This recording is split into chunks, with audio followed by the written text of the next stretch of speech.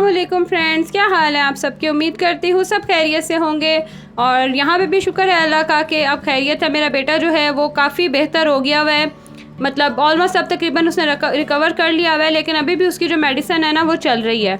और छोटे बच्चों को मेडिसिन पिलाना ना बड़ा ही मुश्किल काम है। वैसे आम दिनों में अगर उन्हें इस तरह की चीज़ पकड़ा दो ना तो फिर बड़े शौक से पी लेंगे, लेकिन अब अगर पिलानी है तो फिर उसने बिल्कुल भी नहीं ना हाथ लगाना कहेगा। अब यहाँ पे भी आप देख सकते हैं कि अच्छी खासी जो है ना मेरे साथ फ़ाइट कर रहा था।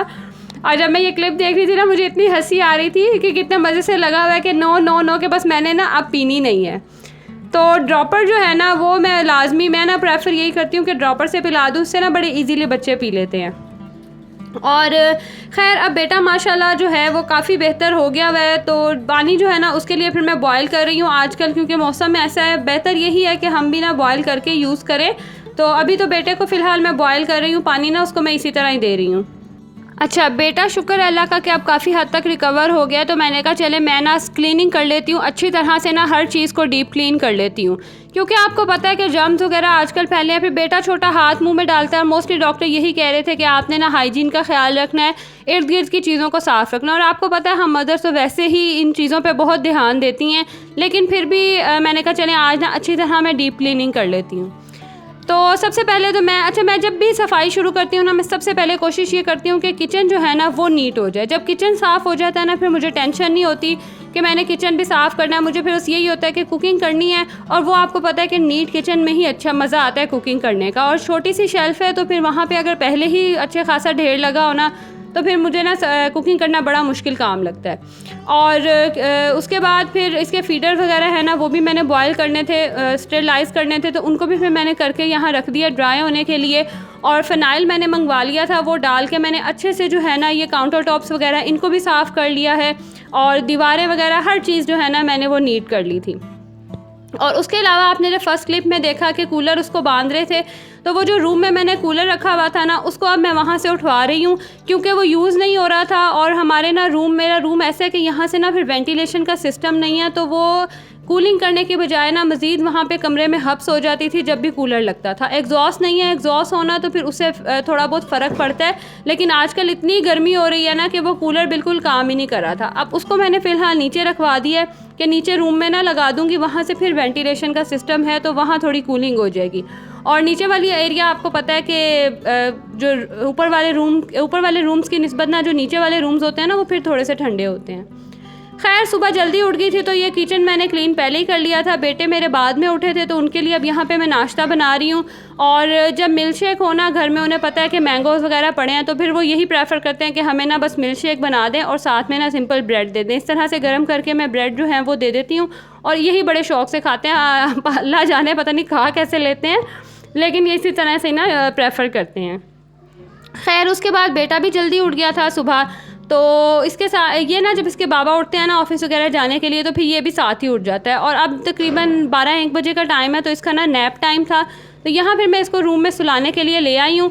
और जब मुझे पता हो ना कि मैंने काम वगैरह करना है तो फिर मैं ना कोशिश करती हूँ कि इसको यहीं पे ही सुलाऊँ, क्योंकि यहाँ ना ये बड़े आराम से सोया रहता है। और बड़ी मेहनत के बाद, बड़ी कोशिश के बावजूद भी ना ये आज इसका बिल्कुल मूड ही नहीं था सोने का। तो बड़ी मैंने मेहनत की और मुझे पता था कि मैंने काम करना है, तो मेरी कोशिश थी ये सो जाए। और बच्चे का नैप टाइम भी थोड़ा सा ऊपर नीचे हो जाए ना फिर बच्चे उससे भी बड़े डिस्टर्ब हो जाते हैं। खैर यहाँ उसको सुलाने के बाद मैं दोबारा से ऊपर आ गई हूँ, और इसकी ना ये सैंडल्स भी काफ़ी गंदी हो रही थी, तो इनको भी मैंने कहा मैं वॉश कर लेती हूँ, क्योंकि लास्ट उसकी तबीयत वगैरह ख़राब है। और आपको पता है कि इस तरह की चीज़ें जो बच्चे डेली यूज़ करते हैं ना इन पे ज़्यादा जर्म्स होते हैं।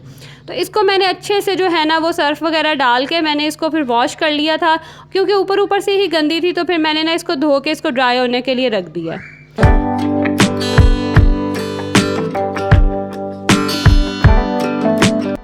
उसके बाद ये डोर मैट है, ये भी बहुत गंदा हो रहा था। अच्छा इसका ना कलर ही ऐसा है, ये 2 शेड में है। वो देखने में ऐसा लग रहा है जैसे काफ़ी गंदा है, लेकिन ऐसा नहीं है। इसका ना कलर ही इस तरह का है, एक साइड से डार्क है एक साइड से लाइट है। तो इसको भी मैंने फिर फ़िनाइल डाल के सर्फ़ डाल के जो है ना अच्छे से धो लिया था, क्योंकि ये ना काफ़ी दिनों से ही धोने वाला पड़ा हुआ था। इसके ऊपर बच्चे ज़ाहिर है अंदर बाहर हम जाते हैं तो इसके ऊपर फिर गंदे पाँव लगते हैं, और इनको भी टाइम से धो लिया जाए तो सही रहते हैं। तो सबसे पहला काम मैंने यही किया था कि इनको वॉश करके मैंने ना ड्राई होने के लिए रख दिया, क्योंकि ये जितनी देर में मैं बाकी काम करूँगी फिर ये जो है ना ड्राई हो जाएंगे।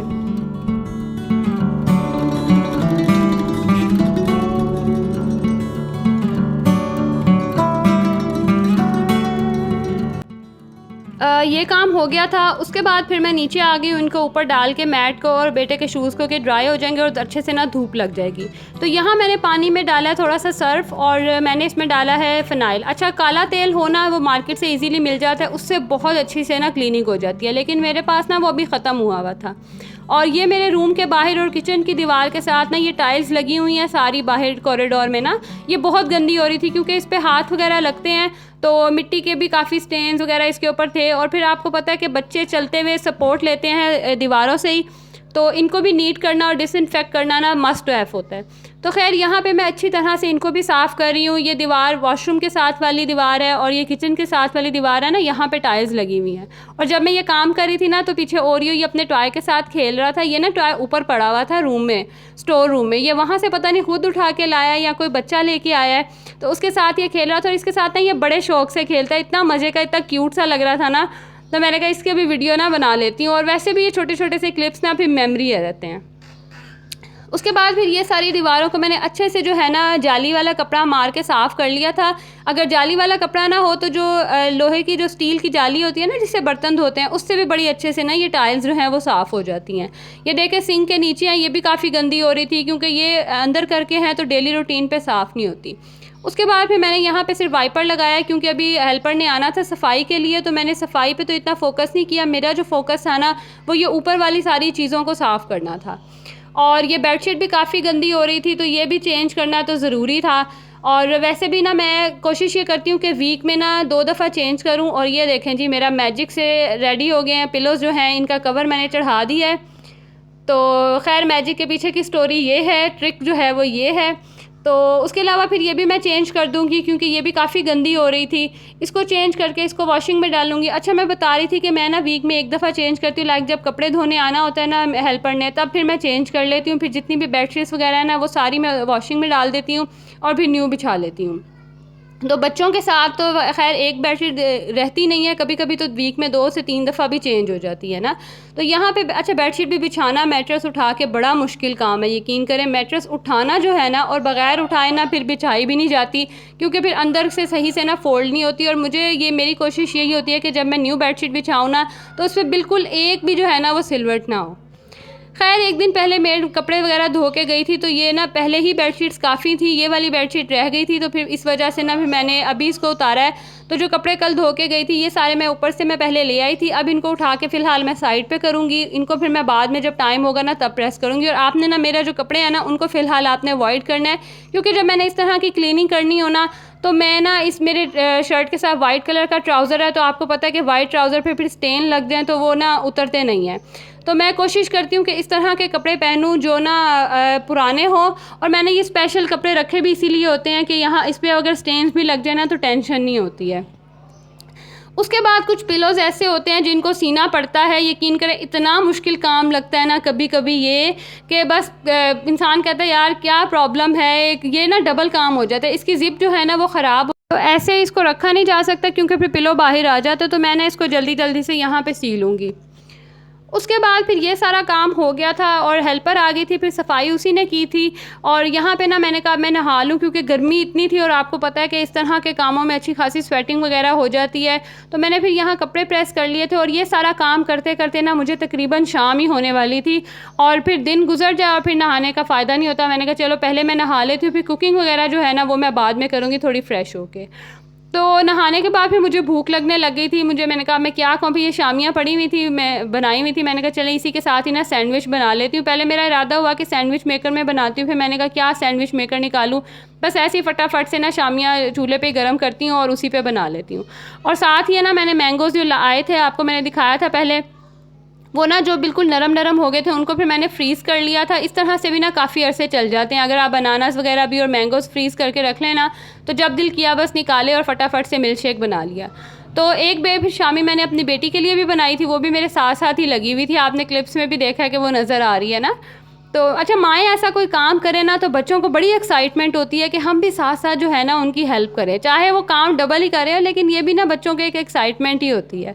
तो यहाँ पे फिर मैंने एग जो है वो रखा और केचअप की मुझे बड़ी कमी फ़ील हो रही थी। केचअप ना ख़त्म हुआ हुआ था और मुझे याद ही नहीं था कि मँगवाना भी है मैंने। तो वैसे भी बड़ा मज़े का लगा था, लेकिन अगर इसमें केचअप डल जाती ना तो इसका और टेस्ट जो है ना वो अच्छा हो जाता है। अच्छा, अगर आप इसको इस तरह सैंडविच मेकर में रख के भी बनाएँ ना तो उससे भी बड़ा मज़े का क्रिस्पी सा जो है ना ये सैंडविच रेडी हो जाता है। और ये शामी जो है मेरी बेटी की है, क्योंकि उसने कहा था मैंने सैंडविच नहीं खाना, क्योंकि वो इतनी चूज़ी है खाने के मामले में कि बस उसको अगर नहीं पसंद आ रही ना उसकी शक्ल, तो उसने कहना मैंने नहीं खाना, चाहे टेस्ट में वो कितना ही अच्छा क्यों ना हो। तो यहाँ पे फिर मेरे साथ आके बैठ गई थी कि आप क्या लेके आई, और मेरी कोशिश ये थी कि ये खा लेना। तो देखिए आप यहाँ पे भी थोड़ा थोड़ा सा टेस्ट करिए। हालांकि इसको शामिया पसंद है, पहले इसने खा भी ली थी। तो यहाँ मुझे कह रही थी कि मम्मा दिखाओ आपके इसका टेस्ट कैसा है ना। तो कह रही थी इसमें से ना मुझे सिर्फ अंडा और ब्रेड निकाल के दे दो, शामी मैंने नहीं खानी। तो मेरी कोशिश ये थी कि ये खा ले, और यहाँ पे हमारी तकरीबन यही डिस्कशन चल रही है। और अभी आप आगे देखेंगे कि वो कह रही है कि नहीं मैंने नहीं खाना ना। तो बस बच्चे और उनके जो है ना बस चॉइसेस, उनको हेल्दी चीज़ें तो पता नहीं, बच्चे कहते हैं हमें ना ही दो। और अच्छा, ये सबसे ज़्यादा तंग ना मेरी बेटी करती है। माशाल्लाह बेटे जो है ना वो खा लेते हैं, इतना तंग नहीं करते हैं। खैर, अब हर बच्चा जो है ना वो मुख्तलिफ होता है। उसके बाद अब मैं नहा धो के फ़्रेश भी हो गई थी, और ये अब तकरीबन शाम का टाइम है। कपड़े ये पड़े हुए थे, मैंने कहा अभी फ़ोल्ड कर लिए तो हो जाएंगे, नहीं तो फिर अगर ये पड़े रहे ना फिर मैंने जो है वो सुस्त हो जाना है, और फिर मेरा दिल बिल्कुल भी नहीं करना।